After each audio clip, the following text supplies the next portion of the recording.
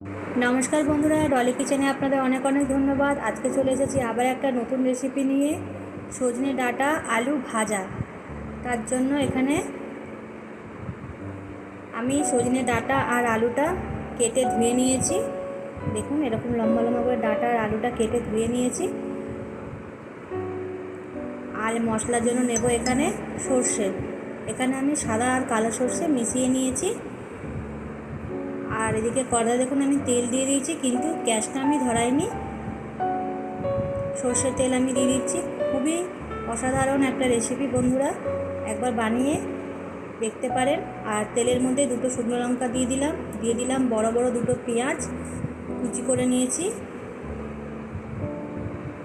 এবারে এর মধ্যে আমি কেটে রাখা ডাঁটা আর আলুটাও দিয়ে দেবো।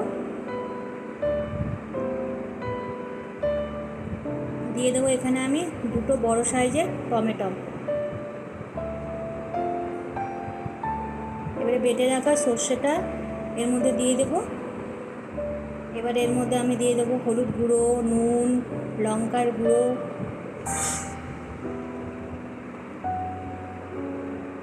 এবার সব কিছু ভালো করে মেখে নেব।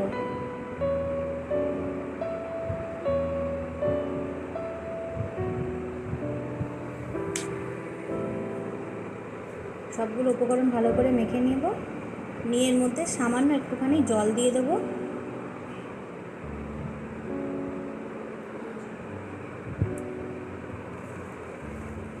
এবারে গ্যাসটা ধরিয়ে দেবো।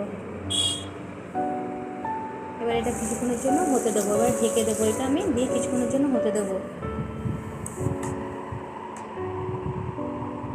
দেখুন, কিছুক্ষণ পরে তরকারিটা ফুটে উঠেছে।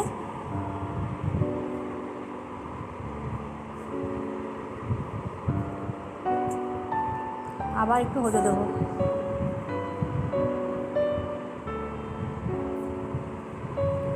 পুরোপুরি দেখুন ঝোলটা শুকিয়ে গেছে।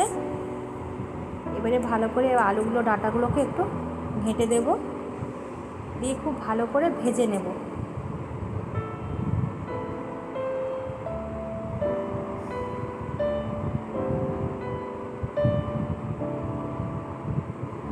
আর এখানে আগের থেকেই আমি বড়ি ভেজে রেখেছিলাম। এবারে এটা এর উপর থেকে দিয়ে দেব। দিয়ে ভালো করে সব একসাথে মিশিয়ে নেব। যতক্ষণ জলটা থাকবে ততক্ষণ ডাঁটাটা আলুটা ভালো করে ভাজবো। আর একটুখানি পরিমাণ মতন চিনি দিয়ে দিলাম।